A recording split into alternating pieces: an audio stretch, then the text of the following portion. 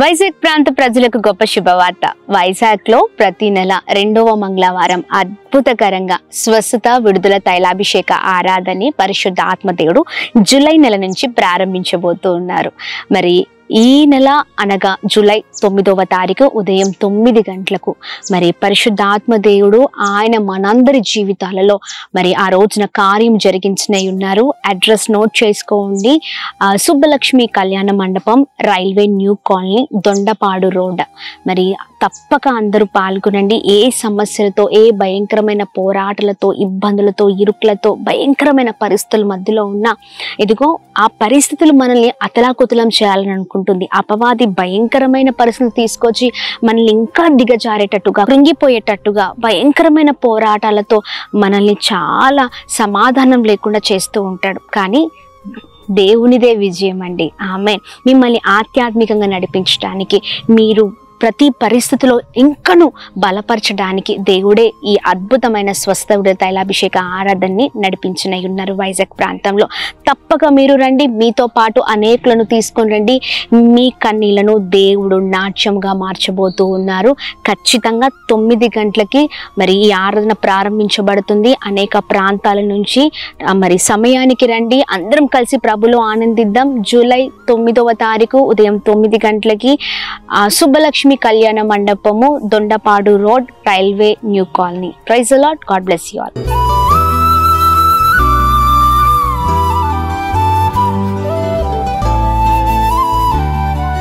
ఈ ఉదయం దేవుని వాగ్దానం.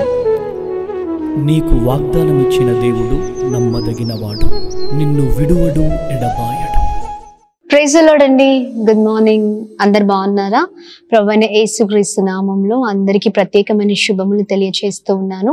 దేవుడు మిమ్మల్ని, మీ కుటుంబాలను దీవించి సకల సమృద్ధి చేత ఆశీర్వదించును గాక.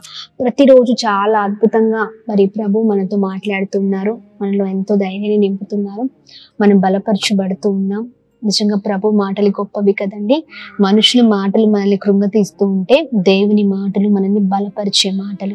ఆమేన్. అందుకనే ప్రతి ఉదయం లేవగానే మొదటిగా మన జీవితాలను దేవుని చేతులకు అప్పగిస్తూ, దేవా ఈ రోజంతలో కృప చూపించండి, ఈ రోజంతలో సహాయం చేయమని అడిగినప్పుడు, అలాగనే ప్రతి విషయాన్ని ఎత్తిపట్టి ప్రార్థించినప్పుడు మనము ప్రభు సన్నిధిలో ఎంతగానో మరి మనము ఉన్నతమైన స్థితిలో ఉంచుతామండి. ఆమేన్. ప్రభుకు మొదటి స్థానం ఇస్తే ప్రభు ప్రతి విషయంలో కృప చూపిస్తూ ఆయన ఎప్పుడు కూడా మనతో తోడై ఉండి దేవుడై ఉన్నారు. అది ఆలస్యం చేయకుండా ప్రభు మాటలి అందరం కలిసి ధ్యానిద్దామా?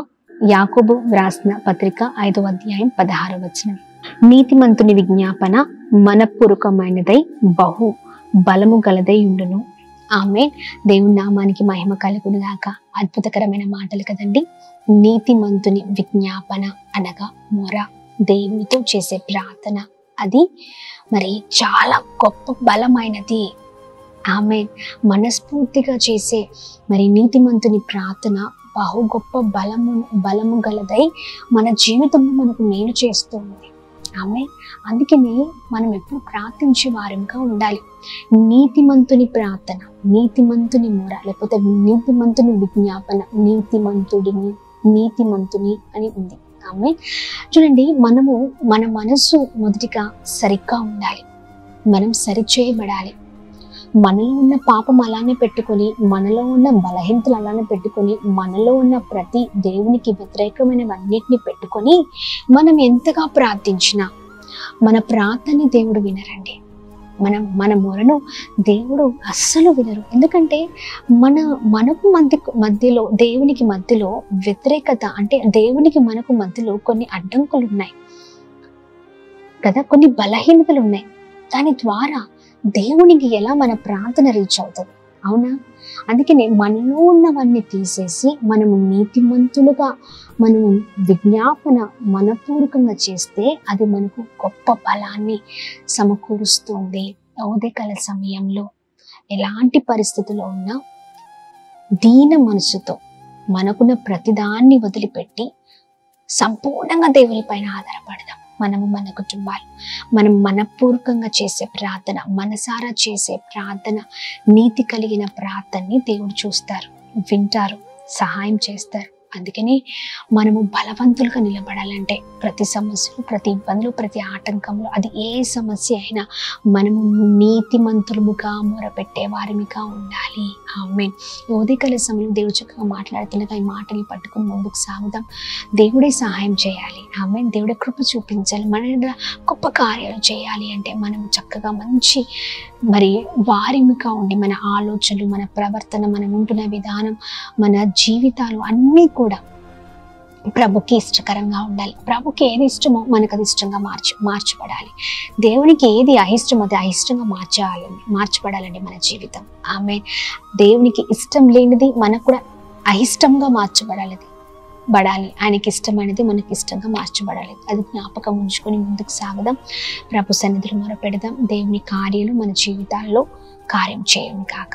ఆమేన్. ఈ ఉదయకాల సమయంలో ఆలస్యం చేయకుండా ప్రార్థన పూర్వకంగా ముందుకు సాగుతూ ప్రభు నామాన్ని మహిమపరుద్దాం. ఆమేన్. ప్రభు కృప ఎల్లప్పుడూ మనకు తోడై ఉంటుంది కాక. ఏ విషయంలో బాధపడుతుండగా ప్రార్థించండి. ప్రాముఖ్యంగా అంతే, ప్రార్థన ఒకటే చేయాలి మనం. ఇంకా ప్రార్థన సమస్తమైన పోరాటాలపైన విజయాన్ని తీసుకుని వస్తుంది. అన్నిటినీ వదిలిపెట్టి మొట్టమొదటిగా దేవునికి సంపూర్ణమైన జీవితాన్ని దేవుని చేతులకు అప్పగిద్దాం. దేవుడే సహాయం చేస్తారు. ప్రార్థన అద్భుతమైన దేవుడు అయ్యా, చాలా చక్కగా మాతో మీరు మాట్లాడేందుకు స్తోత్రం. ఉదయకాల సమయంలో మీ బలమైన మాటలు మమ్మల్ని ఎంతగానో బలపరుస్తున్నాయి, స్థిరపరుస్తున్నాయి, మమ్మల్ని ఎంతగానో నడిపిస్తున్నాయి. మీకే స్తోత్రం. ఈ ఉదయకాల సమయంలో మీ మాటల ద్వారా మేము బలము పొందుకుంటున్నాం. నీతిమంతులు మనవి ఆలకించే దేవుడవు, మనపూర్వకంగా చేసే విజ్ఞాపన మొరను విని వారికి బలాన్ని ఇచ్చే గొప్ప దేవుడవై ఉన్నాం. మేము ప్రార్థన చేస్తూ ఉన్నాం. ఉదయకాల సమయంలో ప్రభా, మేము ప్రతి విషయంలో మీ పైన సంపూర్ణంగా ఆధారపడే వారిగా ఉంట కృప చూపించిన ప్రతి ఆటంకాలు, మాలో ప్రతి వ్యతిరేకతలు మీ చేతులకు అప్పగిస్తూ మమ్మల్ని మేము సరి చేసుకొని చక్కగా మిమ్మల్ని మహిమపరిచే జీవితాలతో మీ నామాన్ని మహిమపరచుతున్నాక, ఏ సమస్యలు వచ్చినా ప్రార్థించే అనుభవంలో నీవు నడిపించబడుతున్నాక సహాయం చేయండి. మీరే తోడుకొని కృప చూపించండి. ఉదయకాల సమయంలో ఎంతమందితో ఉదయకాల సమయంలో మాట్లాడి ప్రతి ఒక్కరి జీవితాల్లో గొప్ప కార్యం జరుగునుగాక. మంచి ఆరోగ్యం, క్షేమం కలుగునుగాక. సమాధానం, నెమ్మది, సంతోషం కలుగునుగాక. అలాగనే మేము ప్రార్థన చేస్తున్న ప్రతి ఆటంకాలపైన విజయం, అలాగనే birthdays, marriage days, special celebrate చేసుకునే వారందరి పట్ల మీ దయను, మీ కృపను, మీ కనికరాన్ని మెండుగా కుమ్మరిస్తూ బ్లెస్ చేయమని అందరినీ మీ చేతులకు అప్పగిస్తూ యేసు పరిశుద్ధ నామంలో అడిగి వేడుకొని పొందుకొని మా తండ్రి. ఆమేన్, ఆమేన్, ఆమేన్. అందరికీ praise the lord. God bless you. దేవుడు మిమ్మల్ని, మీ కుటుంబాలను దీవించి సకల సమృద్ధి చేత ఆశీర్వదించును గాక. ఆమేన్.